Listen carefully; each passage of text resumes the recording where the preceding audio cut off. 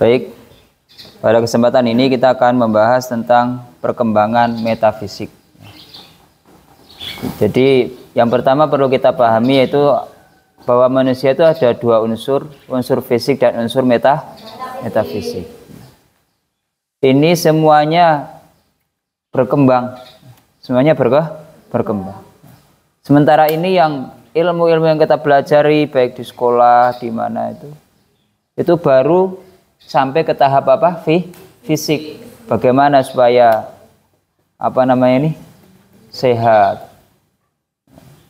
Sering dikatakan itu sehat jasmani dan rohani. Nah ini sebenarnya orang sudah menyadari sedini mungkin itu. Sudah dari kecil kata-kata itu sering kita dengar, benar nggak? Tapi dalam praktek, dalam pembelajaran yang sering disampaikan itu hanya yang bagian fisik. Yang metafisik ini jarang sekali disinggung. Nah baik, pada kesempatan ini mari kita bareng-bareng untuk mempelajari tentang perkembangan metafisik. Kalau yang fisik sudah kita bahas kemarin, perkembangannya mulai dari apa? Alaqah, kemudian mudghah, idhaman, terus lahman, kemudian khalqan akhar. Khalqan akhar inilah yang kemudian nanti menjadi suatu bayi. Ini tahapan-tahapan secara fisik. Dan yang secara metafisik bagaimana?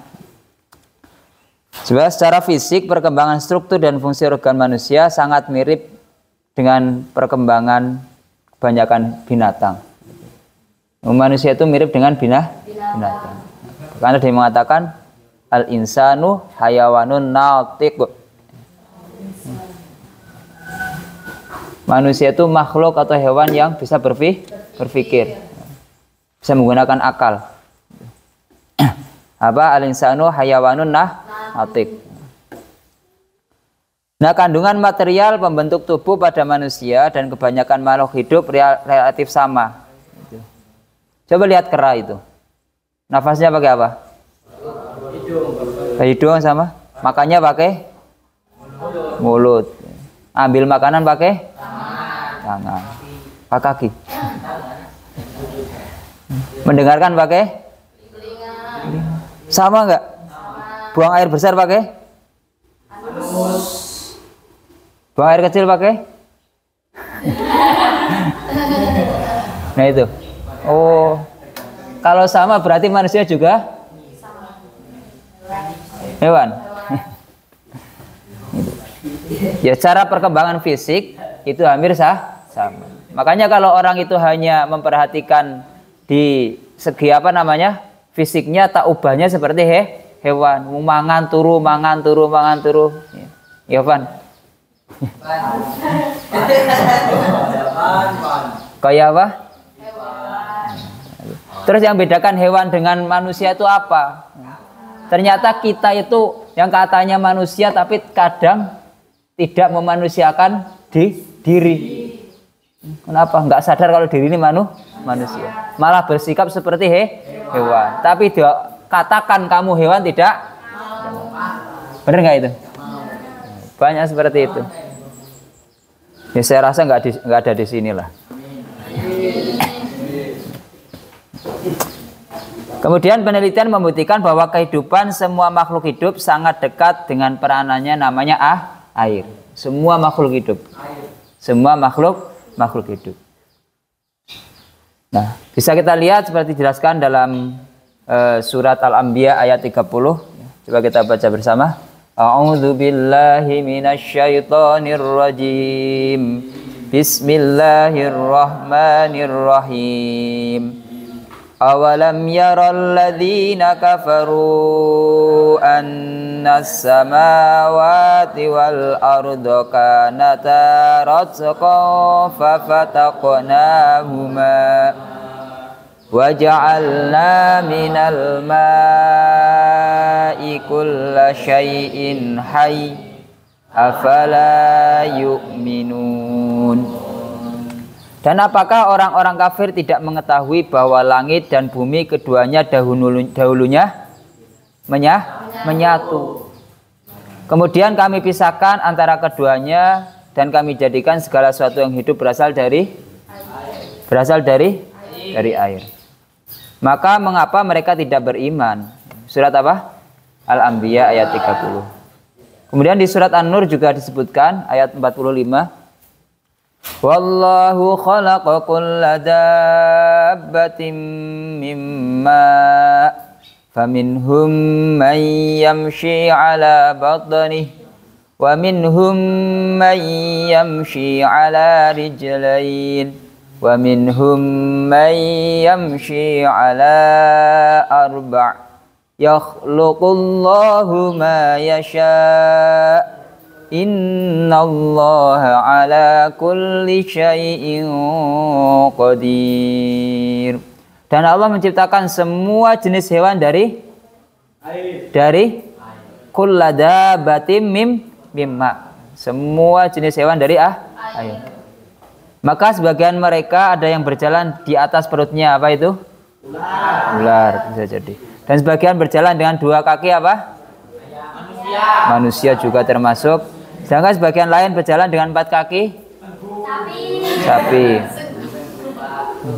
Allah menciptakan apa yang Dia kehendaki. Sungguh Allah Maha Kuasa atas segala sesuatu. Terima kasih kita diciptakan jadi manusia, nggak jadi hewan. Makanya bersyukur itu. Nah, material pembentuk tubuh manusia dan makhluk hidup lainnya sama betul dengan kandungan tanah. Jadi material pembentuk tubuh manusia dan makhluk hidup lainnya sama betul dengan kandungan tanah. Hal ini diantara lain diuraikan dalam ayat surat As-Saffat ayat 11. Kita baca. Dan surat apa ini? Wa ila samuda akhahum salihah qala ya qaumi i'budullaha ma lakum min ilahin ghairuh huwa ansha'akum minal ardi wasta'marakum fiha fastaghfiruhu thumma tubu ilaih. Surat Hud ayat 61. Coba kita perhatikan artinya. Dan kepada kaum Samud kami utus saudara mereka yaitu Nabi siapa? Soleh. Nabi Soleh kaumnya namanya siapa? Samud. Dia berkata, wahai kaumku, sembahlah Allah, tidak ada Tuhan bagimu selain Dia. Dia tidak menciptakan kamu dari Dia telah menciptakan kamu dari bumi, yaitu dari tanah, dan menjadikan kamu pemakmurnya. Karena itu mohonlah ampun kepadanya, kemudian bertobatlah kepadanya. Sungguhnya Tuhanmu sangat dekat rahmatnya dan memperkenankan doa hambanya. Jadi kita itu diciptakan dari bumi. Dan tugas kita apa? Fasta'marakum fiha, yaitu memakmurkan bumi. Itu tugas kita itu. Oh, seperti itu. Jadi menjaga bumi. Kemudian lihat kombinasi kombinasi yang selanjutnya nih. Kombinasi antara tanah dan air akan menghasilkan tanah liat. Dan dari tanah liat inilah Allah menciptakan makhluk hidup. Coba kita lihat di surat As-Saffat ayat 11 ini. Fastaftihim ahum asyaddu khalqan amman khalaqna inna khalaqnahum min tinil lazib. Maka tanyakanlah kepada mereka yaitu orang musyrikin Makkah. Ahum asyaddu khalqan, apakah penciptaan mereka yang lebih sulit? Amis sama amman khalaqna, ataukah apa yang telah kami ciptakan itu? Sungguhnya kami telah menciptakan mereka dari tanah liat. Perhatikan ini penjelasan dari ayat-ayat tadi. Dalam uraian di atas, kita sama sekali tidak menemukan keunikan manusia di situ. Jadi sama, makhluk hidup itu dari air, kemudian dari tanah, kemudian dari campuran tanah dan air, atau apa namanya tadi? Tanah liat. Nih, Jadi kalau kita lihat ini, kita sama sekali tidak menemukan keunikan manusia, baik dari sisi fisiologi maupun anatominya. Nah, terus apa yang ada pada tubuh manusia juga dimiliki oleh kebanyakan jenis binatang. Hanya saja, hanya satu keunikan yang manusia miliki dan membedakan dari makhluk hidup lainnya, yaitu apa? Yang membedakan manusia dengan makhluk lainnya apa? Al-qalbu. Itu hati. Apa sih fungsi hati bagi manusia? Nah, jadi dengan hati itu manusia dapat membedakan yang baik dan yang buruk. Ia dapat membentuk dalam dirinya satu mekanisme untuk membedakan dan menjatuhkan pilihan pada salah satu dari keduanya. Sedangkan makhluk hidup lain, utamanya binatang, hidup dengan hanya mengandalkan naluri. Binatang hidup menggunakan apa? Naluri. Kalau manusia memilih dengan hati nurani. Ada juga makhluk hidup yang hanya berdasarkan kebaikan. Dari perspektif agama, kita mengenal makhluk itu sebagai siapa?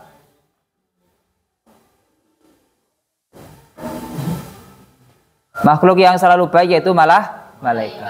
Yang tidak berdosa karena tidak tahu bagaimana melakukan maksiat. Berbeda dengan semua itu, manusia adalah satu-satunya makhluk yang mempunyai kebebasan untuk memilih. Faman syaa'a falyu'min wa man syaa'a falyakfur. Barang siapa yang ingin beriman, yang imanlah, konsekuensinya diridhoi Allah, masuk surga. Barang siapa yang ingin kafirlah, konsekuensinya dimurkai Allah, masuk neraka. Itu pilihan. Kemudian sekarang bahas tentang roh. Termasuk unsur metafisik manusia adalah roh. Nah, sedangkan roh yang merupakan salah satu unsur dalam diri manusia, tidak diketahui secara jelas apa hakikatnya. Bahkan manusia tidak tahu hakikat dari roh itu. Manusia tidak tahu hakikat dari roh. Dalam manusia ada rohnya. Kalian dalam diri kalian ada rohnya enggak ini? Ada enggak? Pernah ngobrol dengan roh kalian sendiri? Di mana roh itu?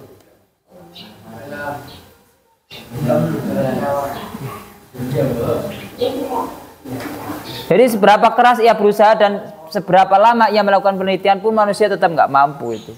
Coba bayangkan, sudah beratus-ratus tahun ya, orang meninggal, benar nggak? Kenapa orang bisa meninggal? Rohnya itu lepas dari jasad. Orang yakin adanya roh, tapi tidak bisa meneliti dengan seyakin-yakinnya seperti apa hakikatnya roh. Ini orang Yahudi pernah tanya, ketemu sama Kanjeng Nabi ini. Suatu ketika Nabi berjalan, kemudian bawa tongkat dari dahan kurma. Jalan, terus bersandaran di dahan di kurma itu di pohon kurma. Terus ada orang Yahudi tanya, "Wahai Muhammad, saya tanya suatu hal." Niatnya orang Yahudi itu nggak mau tanya, tapi ada yang tanya itu. Terus tanya, "Apa itu roh?" Apa itu roh? Kemudian Nabi diam. Terus sahabat lain yakin bahwa Nabi sedang mendapatkan apa? Wahyu. Kalau diam itu mendapatkan wahyu. Kemudian setelah itu Nabi membaca satu ayat, wa yas'alunaka 'anir ruh qulir ruhu min amri rabbi wa ma utitum minal ilmi illa qalila. Dan mereka bertanya kepadamu Muhammad tentang apa? Roh. Terus apa jawabannya? Katakanlah roh itu termasuk urusan Tuhanku, sedangkan kamu diberi pengetahuan yang sedikit. Hanya sedikit. Ini. Jadi sudah diwanti-wanti dari dulu memang urusan roh itu urusannya luar biasa. Nah, roh tentulah suatu yang berbentuk metafisik, yakin ya? Roh itu fisik atau metafisik? Metafisik. Banyak nilai yang diwariskan dari generasi ke generasi yang kemudian dikenal sebagai hati nurani dan pengetahuan tentang adanya suatu subjek di sana, entah di mana yang menciptakan manusia. Nilai-nilai ini diturunkan semenjak Nabi Adam hingga generasi sekarang. Pewaris ini diduga terjadi melalui proses penurunan perilaku yang tertulis dalam kromosom.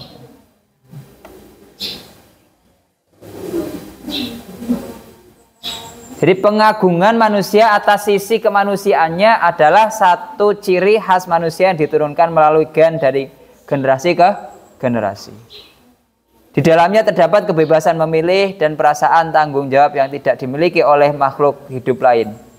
Hal ini mestinya menyadarkan manusia akan melekatnya satu bagian dari Sang Pencipta di dalam dirinya, yaitu namanya hati nurani. Atau dalam bahasa agama dikenal dengan fitrahnya manusia itu. Fitrahnya manusia.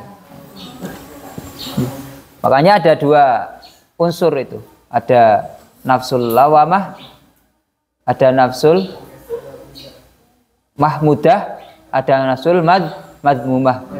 Di dalam diri manusia itu ada dua jiwa. Ya. Kalau kalian sering diajak kebaikan, berarti yang sedang berjalan adalah nafsul mahmudah. Nafsu yang mengajak diri kita pada kebaikan. Kalau kalian sulit untuk mengendalikan diri kalian, berarti kalian sudah dikuasai oleh namanya nafsul madmumah. Nafsu yang mengajak kejelekan. Nah, fitrahnya manusia punya dua itu. Bagaimana supaya manusia bisa kembali ke nafsul mahmudah itu? Ya dirinya sendiri yang mengangkat. Saya ini fitrahnya manusia, ada rohnya, bahwa roh itu min amri rabbi, roh itu urusan Tuhan. Wa nafakhtu fir ruhihi itu, mir ruhihi itu. Jadi roh itu urusan Tuhan. Nah, hakikat roh itu baik, tapi manusia itu kadang lupa ketika sebelum ditiupkan roh kan janji, kamu akan saya tiup rohnya, kamu akan hidup. Terus setelah saya tiup, nanti kamu jadi manusia, kamu ingat bahwa saya ini Tuhan. Qalu bala. Anta qulu yaumil qiyamati in kunna an hadza ghafilin. Jangan sampai ngomong nanti loh. Di akhirat kamu ngomong, saya lupa Gusti, kalau saya dulu itu rohnya baik. Loh kok kamu? Nah, jadi nanti akan dipertanggungjawabkan. Jadi hakikatnya fitrahnya manusia adalah baik. Fitrahnya manusia itu baik. Itu di satu makalah atau hadis dikatakan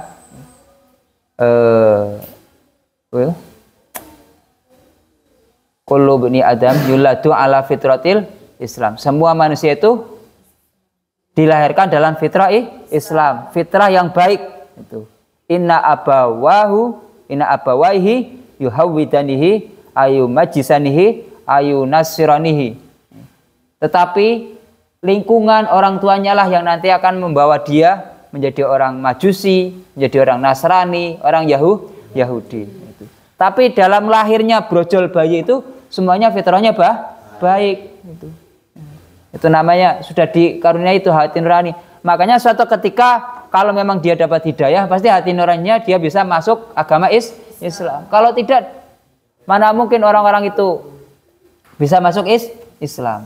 Berarti memang dalam hatinya itu ada nurani Islam atau fitratul Islam. Coba kita lihat di surat apa nih? Asy-Syamsi ayat 50 ini. Was-samaa'i wa ma banaha wal ardi wa ma tahaha wa nafsin wa ma sawwaha فألهمها فجورها وتقواها قد أفلح من زكاها وقد خاب من دساها. Demi langit serta pembinaannya yang menakjubkan, demi bumi serta penghamparannya, demi jiwa serta penyempurnaan ciptaannya, maka dia mengilhamkan kepadanya jalan kejahatan dan ketakwaan. Sungguh beruntung orang yang mensucikan jiwanya itu, dan sungguh rugi orang yang mengotorinya. Kalau kebaikan itu datangnya dari Allah. Tapi kalau kejelekan berarti datangnya dari diri kita. Kenapa? Karena kalau orang melakukan kejelekan maka rugi kata Allah. Melakukan kebaikan maka beruntung. Ingin jadi orang rugi atau beruntung? Nah, dari itu jiwa kamu harus dipaksa untuk melakukan kebaikan. Baik, inilah tadi unsur yang non fisik atau bahasa kita apa namanya? Metafisik dari manusia. Semoga ini bisa membuka kesadaran kita bahwa kita lahir ke dunia ini memang dalam keadaan fitratul Islam, dalam keadaan fitrahnya baik. Jadi jangan sampai kita meyakini kita jelek, karena Allah SWT sudah yakin itu, sudah menitipkan itu kebaikan dalam diri kita. Dilanjutkan lagi menjadi orang baik sampai akhir ayat, semoga menjadi tetap orang baik. Maka doa kita apa? Ya Allah biha, ya Allah biha, ya Allah biha bihusnil khotimah. Kita selalu berharap semoga kebaikan itu sampai akhir hayat. Kenapa? Sebenarnya sangat mudah kita untuk masuk surga itu. Tinggal kita sampai akhir hayat itu tetap mengucapkan apa? Man qala la ilaha illallah dakhalal jannah. Barang siapa yang mengucapkan kalimat syahadat la ilaha illallah maka masuk surga. Baik, nah